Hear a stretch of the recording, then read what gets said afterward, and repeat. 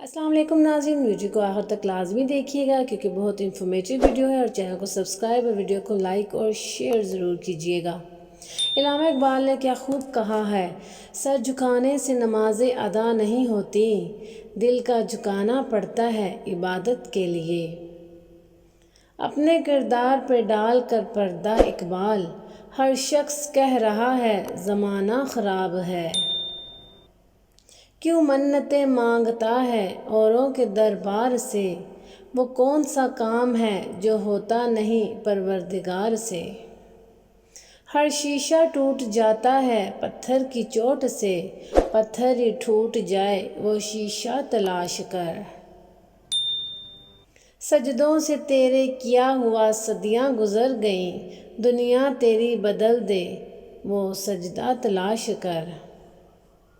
نشان سجدہ سجا کر بہت غرور نہ کر، وہ نیتوں سے نتیجے نکال لیتا ہے۔ سوداگری نہیں یہ عبادت خدا کی ہے، اے بے خبر جزا کی تمنا بھی چھوڑ دے۔